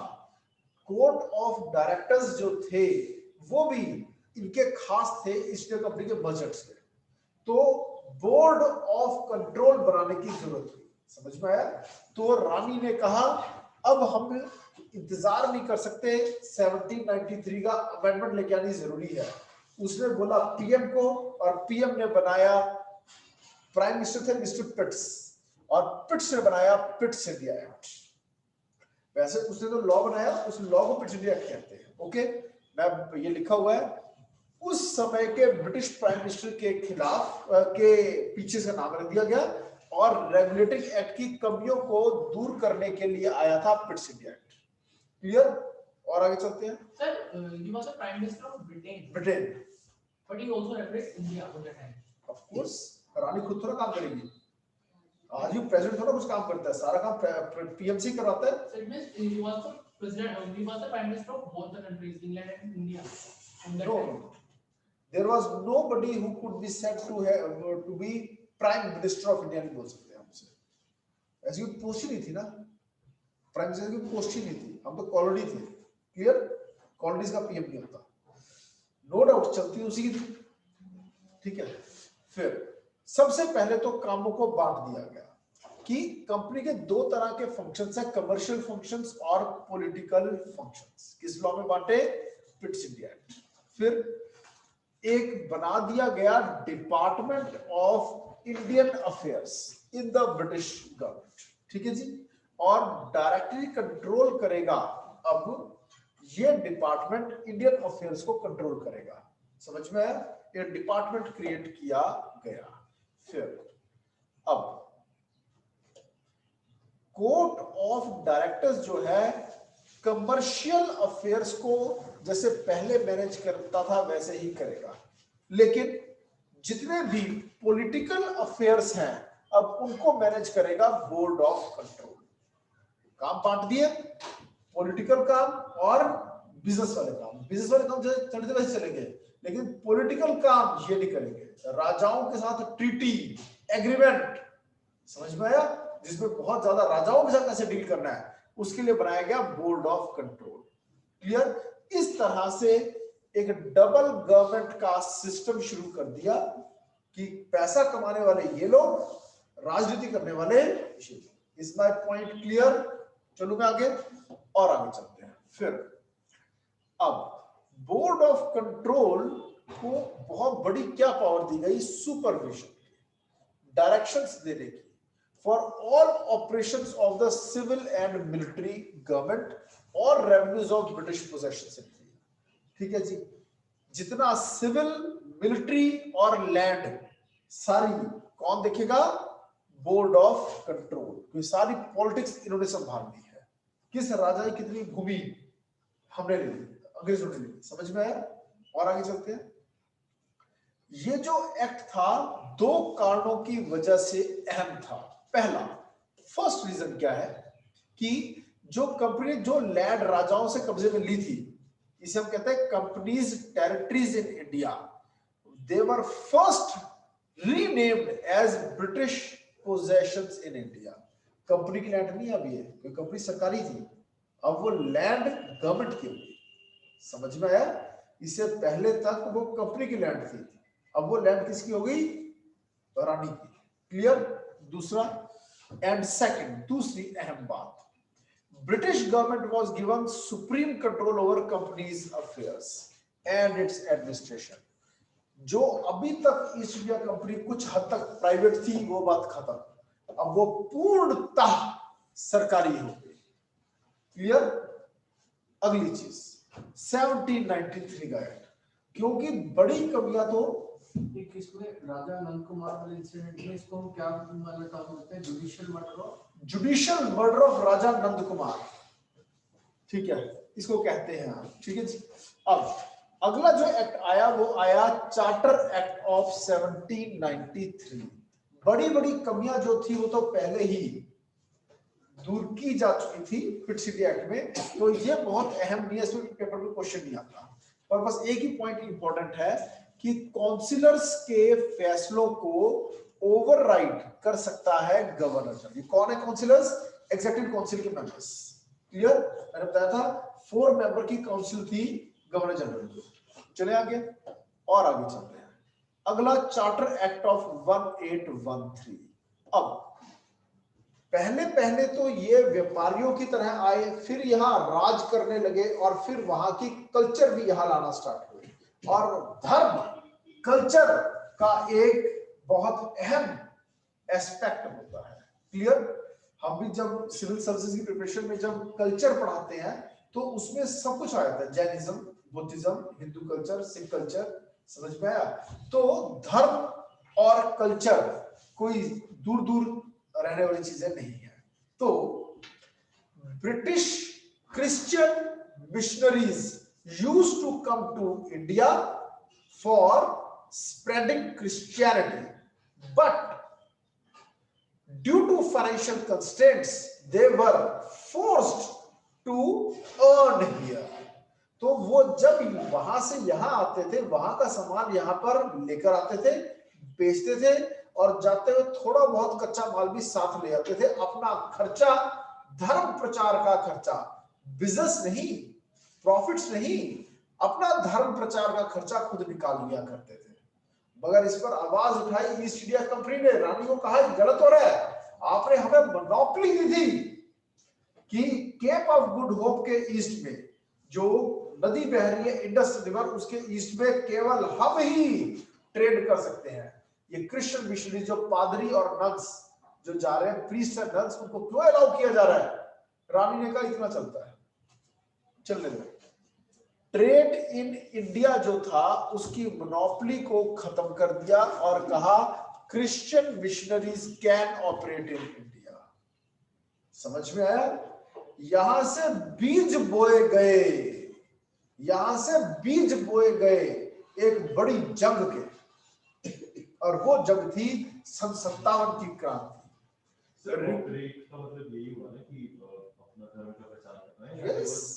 यानी रानी धर्म प्रचार को सपोर्ट कर रही थी। समझ में आया? मतलब गुड्स की ट्रेडिंग नहीं हो रही थी क्रिश्चियन गुड्स वो लेके आ रहे थे, लेकिन वो तो अपना खर्चा निकालने के लेके आ रहे थे, कोई बड़े बिजनेसमैन थोड़ी थे ये पादरी। समझ में आया?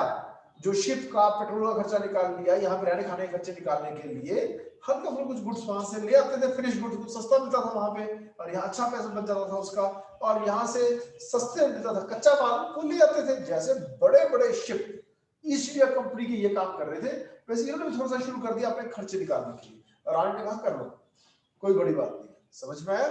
तो मोनोपोली खत्म कर दी ईस्ट इंडिया कंपनी की और क्रिश्चियन मिशनरीज को ऑपरेट करने के लिए अलाउ कर दिया। पॉइंट समझ में आया? इससे बीज बोए गए। किस चीज के बीज बोए गए? भारतीय लोगों के दिमाग में यह बात बैठ गई, इसका मतलब ब्रिटिश गवर्नमेंट हम लोगों के ऊपर लेकर आ रही है क्रिश्चियनिटी, और एक बहुत बड़ा तबका धर्म के नाम पर बहुत कट्टरपंथी हो जाता है। हमेशा हर धर्म में ऐसा होता है, ठीक है? तो रिवोल्ट ऑफ 1857 के जो कारण है उनमें से एक कारण ये भी है, रिलीजियस रीजन है कि ये धर्म युद्ध था। हिंदू मुस्लिम एक तरफ, क्रिश्चियन एक तरफ। समझ में आया? ओके, यानी ब्रिटिशर्स एक तरफ, हिंदुस्तानी एक तरफ, इसको ऐसे ही बोला जा सकता है। क्लियर? तो एंटी क्रिश्चियनिटी फीलिंग्स भी कहीं पर दिखाई देनी शुरू होगी लोगों में। ये क्या कर रहे हैं? लॉ बना के ये तो अलाउ कर रहे हैं पादरियों को यहाँ आना। इसका मतलब रानी चाहती है कि सभी हिंदुस्तानी क्रिश्चियन बन जाए। पॉइंट समझ में आया? और आगे चलते हैं।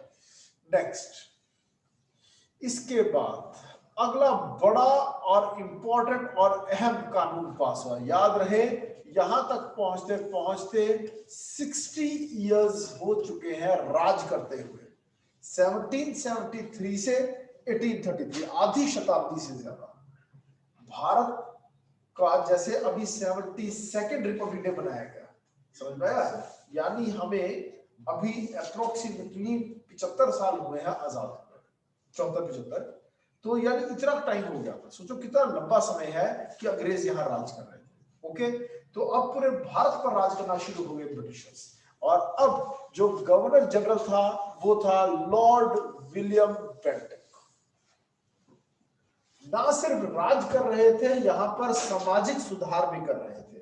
ठीक है, मॉडर्न वेस्टर्न एजुकेशन को भारत में जबरदस्ती इंप्लीमेंट किया जा रहा था।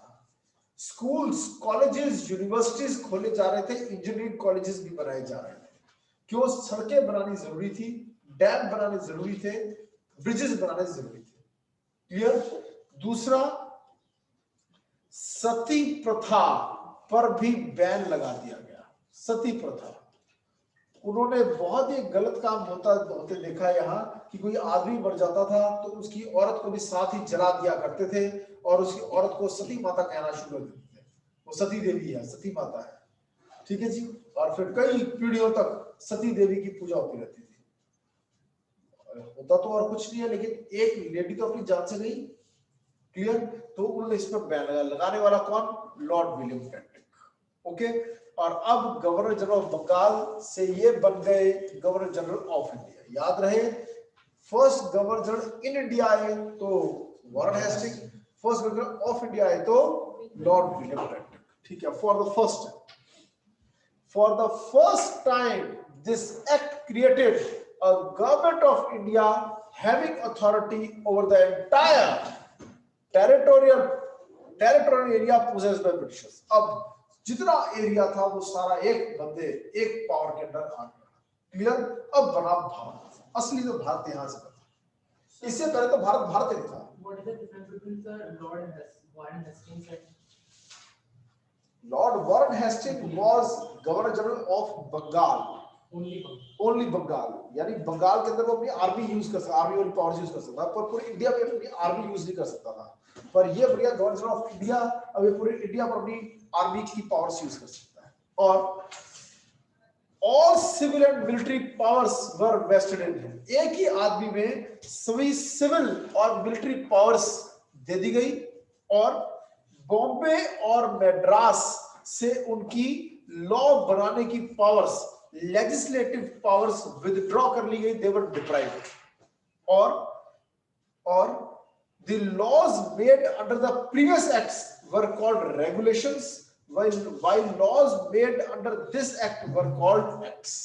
इससे पहले जो किसी भी और तरह की लेजिस्लेशन हुई इंडिया के अंदर, उसको वर्ड करते हैं रेगुलेशन। कंपनी रेगुलेशंस कर सकती थी, अब वो एक्ट बनाना शुरू हो गई। इसके बाद के एक्ट आप देखोगे अभी भी चल रहे हैं। ठीक है, तो वहां एक्ट वर्ड यूज होता है। Indian contract act 1872, okay, Indian evidence act 1872, okay. और आगे चलते हैं। अब असली भारत यहां बना। एक आदमी औरंगजेब के बाद अगर किसी ने पूरे भारत पर स्टॉन्चली राज किया है, पूरे भारत पर, तो इसने किया था विलियम बेंटिक ने। One man ruling over whole of the country. ठीक है, तो इससे हुई भारत में सेंट्रलाइजेशन। ओके। अब मैंने बताया कि सबसे ऊपर governor general of Bengal, BEN, और उसके नीचे गवर्नर ऑफ बॉम्बे और साथ में गवर्नर ऑफ मद्रास। ओके। अब ना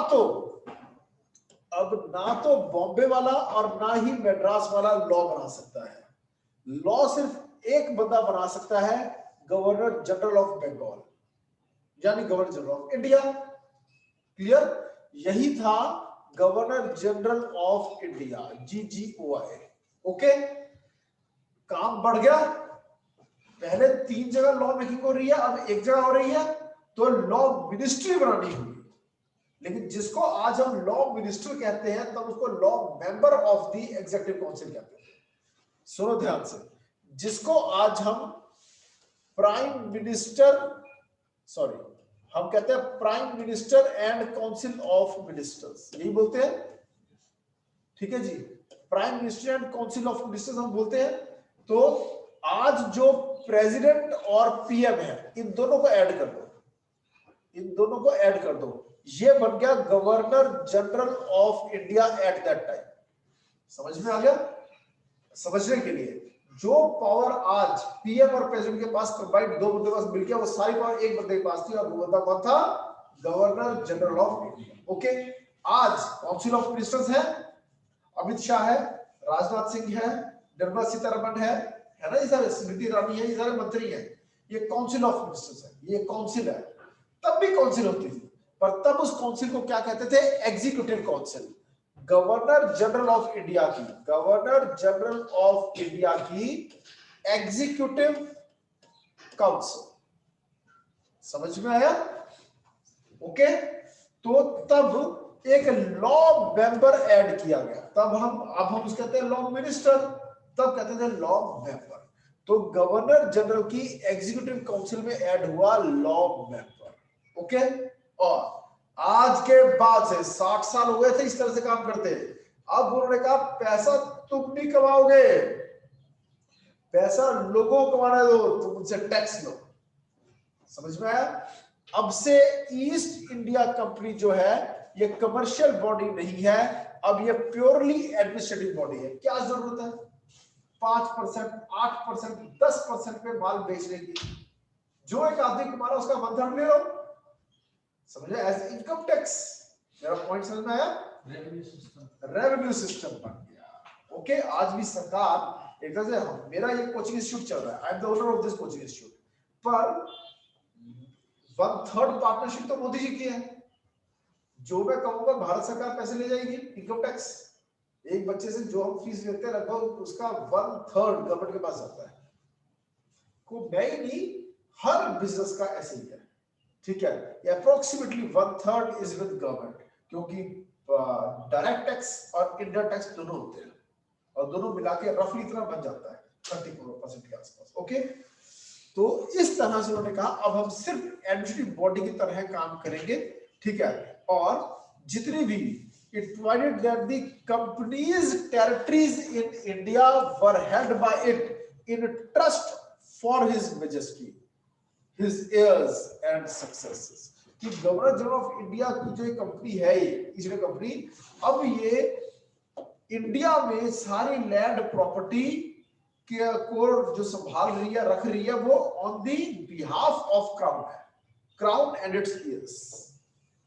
सारी प्रॉपर्टी ब्रिटिश गवर्नमेंट की बन गई। क्लियर? और आगे चलते हैं। एक अच्छा काम हुआ और वो हुआ civil services exam. This act attempted to introduce a system of open competition, ताकि सिविल सर्वेंट्स की सिलेक्शन मेरिट बेसिस पर होनी शुरू हो जाए, and stated that the Indians should not be debarred from holding any place of his employment under company. However, this provision was negated after opposition from court of directors. इस law ने एक अच्छी बात कही कि सिविल सर्विस एग्जाम होना चाहिए और भारतीय लोगों को भी उसमें बैठने दो, और भारतीय लोग भी चाहे तो पेपर दे सकते हैं और टॉप पोजीशंस पर आ सकते हैं। लेकिन कोर्ट ऑफ डायरेक्टर्स ने साफ मना कर दिया, जिसकी वजह से ये नहीं हो पाया। लेकिन आने वाले सालों में ये काम हो गया, ठीक है? और इसको नाम दिया गया ICS, ICS यानी इंडियन सिविल सर्विसेज। क्लियर? और उसमें इंडियंस बैठ सकते हैं। क्लियर? और आगे चलते हैं। Next, charter act of 1853। Okay, ये जो था सन 57 की क्रांति से पहले वाला चार्टर एक्ट था, last of the series of charter acts, आखिरी चार्टर एक्ट था, ठीक है जी, जो कि ब्रिटिश पार्लियामेंट ने पास किया था। ओके, और आगे चलते हैं। अब इसमें काम क्या क्या हुआ है?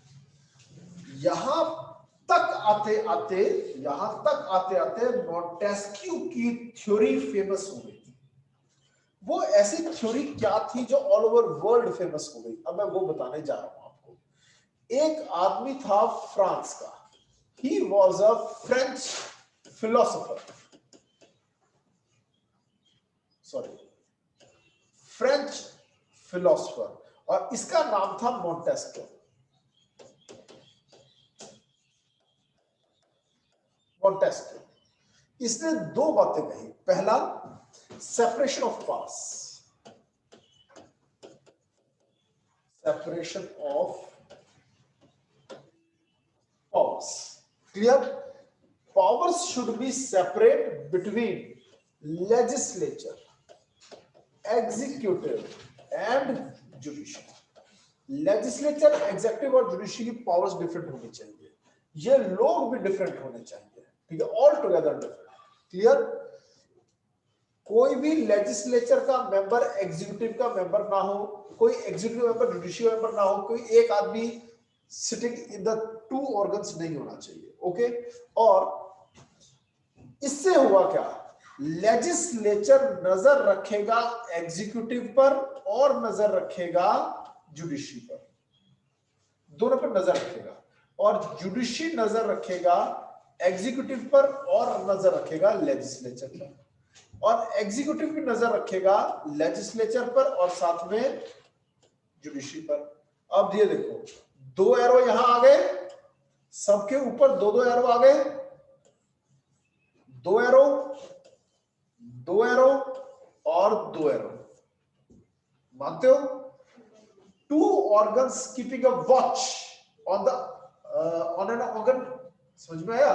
कोई भी मिसयूज या फिर आर्बिट्ररी यूज ऑफ पावर नहीं कर पाएगा। जैसे एक आदमी गलत कर रहा है, दूसरा कहता ये गलत कर रहा है, समझ में आया? इससे क्या होगा, इसे हम क्या कहते हैं, इसे हम कहते हैं चेक एंड बैलेंस। क्या बोलते हैं इसको? Check and balance. तो मोंटेस्क्यू कहता था कि चेक एंड बैलेंस लाने के लिए पहले लेके आना होगा सेपरेशन ऑफ पावर। समझ में आया? क्योंकि मोंटेस्क्यू से पहले कई ऐसे फिलोसफर्स हुए हैं जिन्होंने कहा power corrupts and absolute power corrupts absolutely. Power पे चेक होना जरूरी है, समझ में आया? तो पहला स्टेप यह है, अलग करो लेजिस्लेचर को, अलग करो एग्जीक्यूटिव, अलग करो जुडिशरी को। कानून बनाए कोई और, इंप्लीमेंट करे कोई और उसकी इंटरप्रिटेशन करे कोई और। इंटरप्रिटेशन यानी इस पर्टिकुलर केस में से क्या मतलब निकल रहा है। क्लियर? जहां पर भी प्रेसिडेंशियल फॉर्म ऑफ गवर्नमेंट है वहां पर सेपरेशन ऑफ पावर सही काम कर रहा है, पर जहां पार्लियामेंट्री फॉर्म ऑफ गवर्नमेंट है वहां पंगा है, वहां पर पूरी तरह से काम नहीं है। ये वाली जो वॉल है, ये वाली, ठीक है, ये है ही नहीं। लेजिस्लेचर और executive move hand in hand, ये दोनों मिलके चलते हैं जहां भी पार्लियामेंट्री फॉर्म ऑफ गवर्नमेंट है। यूके, इंडिया, पाकिस्तान, ये सभी पार्लियामेंट्री फॉर्म ऑफ गवर्नमेंट वाले हैं। यहां सब में एक ही चीज है, लेजिस्लेचर एग्जीक्यूटिव मिलके चल रहे हैं, बिकॉज हर मंत्री है तो लोकसभा या राज्यसभा मेंबर, समझ में आया? हाँ, जुडिशियल है। क्लियर? तो भारत में separation of power directive principles of state policy में लिखा भी हुआ है कि हमें अचीव करना है directive principles of state policy. Clear? मगर इसकी शुरुआत कहां से हुई, भारत में आया कहां से, वो मैं आपको बताने जा रहा हूं, और वो है ये कि लेजिस्लेटिव और एग्जीक्यूटिव फंक्शंस को सेपरेट किया जाए। Legislative and executive functions. Governor general की काउंसिल, जिसको आज हम कहते हैं काउंसिल ऑफ मिनिस्टर्स, क्लियर, यानी मेन मंत्री, उनको बांट दिया। तुम्हारा काम है कानून बनाना, तुम्हारा काम है उनको इंप्लीमेंट करना। आज भी यही है, कानून बनाती है लोकसभा, राज्यसभा, इंप्लीमेंट करते हैं मंत्री। Clear? Okay, were separated and it provided for addition of 6 new members, 6 नए मंत्री आ गए, और इनको क्या कहते थे? Legislative councillors. काउंसिल के मेंबर यानी काउंसिलर्स। ओके, और it established a separate governor general legislative council. ठीक है, अब बन गई लेजिस्लेटिव काउंसिल, जिसको आज की डेट में हम क्या कहते हैं? पार्लियामेंट। लंबे समय तक पार्लियामेंट का नाम रहा है सेंट्रल लेजिस्लेटिव काउंसिल, बाद में हो गया imperial legislative council. Clear? Okay, fine. और लेजिस्लेटिव काउंसिल को ही हमने अब नाम दे दिया लोकसभा, राज्यसभा। ओके, पार्लियामेंट के पैदा होने की कहानी है ये। पार्लियामेंट कैसे बनी थी? ऐसे बनी थी। समझ में आया? ये जो एक्ट चल रहा है 1853 का है। क्लियर? इसमें लेजिस्लेचर और एग्जीक्यूटिव के फंक्शन अलग हो गए, ओके, अब लेजिस्लेशन के लिए 6 बंदे ऐड किए गए और उनको क्या बोल दिया गया, तुम कौन हो, लेजिस्लेटिव काउंसिलर्स हो, ये बन गया लेजिस्लेटिव काउंसिल, ठीक है। और which came to be known as, बाद में इसी चीज को क्या नाम दिया गया, came to be known as Indian या सेंट्रल लेजिस्लेटिव काउंसिल। ओके, ये एक मिनी पार्लियामेंट होती थी, बिल्कुल वैसे ही काम करती थी जैसे ब्रिटिश पार्लियामेंट काम करती है। ओके, समझ में आया। और लेजिस्लेशन एक स्पेशल फंक्शन बन गया। For the first time legislation became a separate function. पहले तो राजा ही कानून बनाता था, वही इंप्लीमेंट करता था। अब राजा तो इंप्लीमेंट कर रहा है, कानून बनाने के लिए राजा के अंडर 6 बंदे अलग से लगाते हैं। क्लियर है? ओके, यानी 6 बंदों की पार्लियामेंट बनी थी भारत में। आज पार्लियामेंट में कितने लोग हैं? 552 एक तरफ, 250 एक तरफ, एक्चुअल स्ट्रेंथ उससे कम है, 245 545 है ना जी। 700-800 लोगों की ग्रुपिंग होगी, लेकिन पहले क्या होती थी, 6 बंदे कानून बनाते थे भारत के। ओके, और आगे चलते हैं। Constituted special function of the government requiring, इस कारण से इनको स्पेशल मशीनरी और स्पेशल प्रोसेस की जरूरत पड़ी। चले आगे।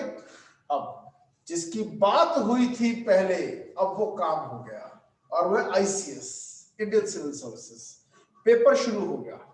The covenanted civil services, open competitive exam. अब जो इंटेलिजेंट है, ठीक है, वो इंडियंस टॉप पर जाएंगे। और according to the Macaulay committee, the committee on the Indian civil service was appointed. ठीक है, मैकॉले कमिटी के कहने पर ICS का पेपर शुरू हुआ भारत में। Sir, who is known as father of Indian civil services? Lord Macmillan. Lord नहीं,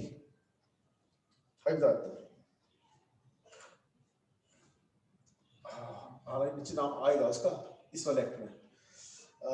जो 1858 में हटा था, मेरे हिसाब से वो हुआ।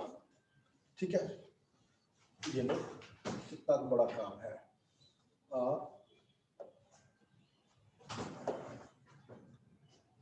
ठीक है जी। Father of Indian civil services, father of Indian civil services, Charles Cornwallis. Lord Cornwallis is known as father of Indian civil services. अब ये देख लेते हैं। Father of civil service in India, Cornwallis introduced 2 divisions of the Indian civil services, covenanted and uncovenanted. The covenanted civil service consisted of only Europeans. 2 तरह की civil services बनाई गई थी, और covenanted और non covenanted। ठीक है, या फिर uncovenanted है। हाँ, uncovenanted में इंडियंस आएंगे और covenanted में सिर्फ ब्रिटिशर्स। क्लियर? उसको कहा जाता है, लॉर्ड कॉर्नवालिस को father of civil services in India. ये फायदा है टेक्नोलॉजी का। ठीक है, ऐसे फैक्टर कोई बड़े पैदा हो सकते हैं। ये क्वेश्चन इसका क्या उसी टाइम चेक करना। ठीक है जी, नेक्स्ट और आगे चलते हैं। ठीक है जी। अब सर इस सेक्टर में फिर ये जो कॉवेनेंटेड में अलाउ कर दिया था इंडियंस को, ये वाला सिस्टम कॉर्नवालिस ने कॉर्नवालिस कोड बाद में लगाया था, अभी तो इंडियंस को अलाउ किया था। इसमें कैसे आया था? अब तो कॉवेनेंटेड है सिर्फ। अभी तो हम ये पढ़ रहे हैं कि सिर्फ कॉवेनेंटेड शुरू हुआ है और इंडियंस को अलाउ कर दिया। ठीक है ना जी, यही पढ़ा है हमने अभी। हाँ जी। इसका मतलब पहले तो इंडियंस सारे भी अलाउड किए होते हैं, बाद में इंडियंस को लोअर रैंक्स पे रखा गया। ओके, ये देखो, open counting exam of selection recruitment शुरू हो गया। The covenanted civil service was thus thrown open to the Indians also। दी सबके थी एक कॉवेनेंटेड, एक ही थी पहले। It introduced an open counting exam of selection recruitment of civil service. The county civil service was thus thrown open. तब एक ही थी। क्लियर जी? और आगे चलते हैं। नेक्स्ट,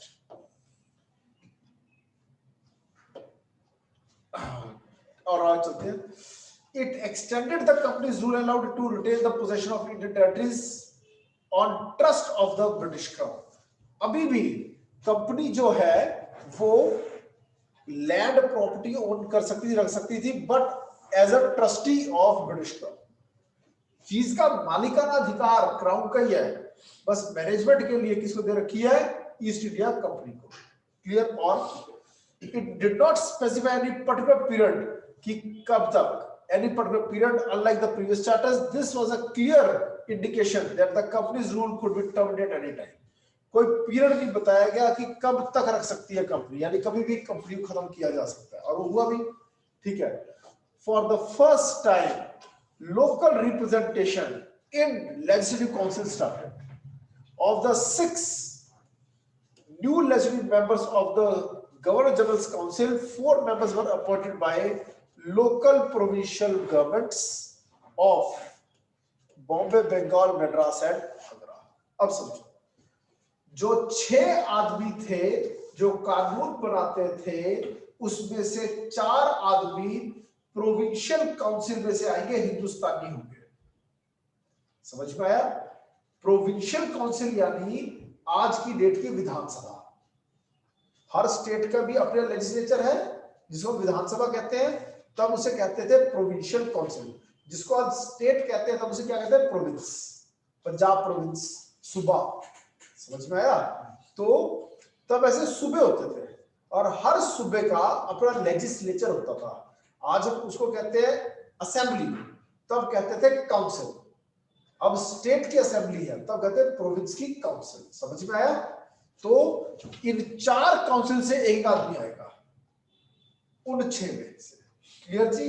और ये 6 लोग कानून बनाएंगे। इसके बाद एक राइफल आई एंड फील्ड के नाम से, जिसके कारतूस पे ग्रीस लगी थी। हिंदुस्तानियों में एक अफवाह उड़ गई कि ये चर्बी से बनी हुई ग्रीस है, गाय और सुअर की चर्बी का प्रयोग हुआ है, इसलिए उन्होंने इसको यूज करने से मना कर दिया। इससे मंगल पांडे नाम का एक सोल्जर गुस्से में आ गया, जब उसके अफसर ने उसको जबरदस्ती फोर्स किया था यूज करने के लिए, और उसे गुस्से में आकर अपने अफसर को मार दिया। सारे सिपाही मंगल पांडे के साथ आकर खड़े हो गए और एक विद्रोह बना। जो राजा अपनी अपनी भूमि छीन जाने के डर से अंग्रेजों के खिलाफ आवाज नहीं उठा पा रहे थे, उन्हें आवाज उठाने का मौका मिल गया। उस समय मुगलों का जो राजा था वो पेंशनर ऑफ ब्रिटिशर्स था, बहादुर शाह जफर। बहुत बूढ़ा था, 85 ईयर्स का था। ये सभी राजा उसके पास गए, कहते 3 चीजें चाहिए होती है। ठीक है, किसके नाम पर विद्रोह हो रहा है, विद्रोह का सारा काम संभालना, और फिर तलवार लेके लड़ने वाले। आर्मी मिल गई ब्रिटिशर्स की, हमारे पास आ गई, हम लोग पैसा खर्च करेंगे, मोबिलाइज करेंगे, सब काम करेंगे, बस नाम चलेगा बहादुर शाह जफर का। ठीक है, कि बहादुर शाह जफर को एक बार फिर से भारत का राजा बनाना है। इस एम से हुआ revolt of 1857, but it was crushed. Indians को हरा दिया गया, ब्रिटिशर्स वॉन, और उन्हें लगा अब सही टाइम है, ईस्ट इंडिया कंपनी को खत्म करो और लेकर आओ क्राउन रूल। और अगला एक्ट आया गवर्नमेंट ऑफ इंडिया एक्ट 1858, जिसके द्वारा हुआ क्या, यहां पर शुरू हो गया क्राउन रूल। ठीक है जी, खत्म हो गया कंपनी रूल। क्लियर? तो मैं अपने लेक्चर को यहां समाप्त करूंगा।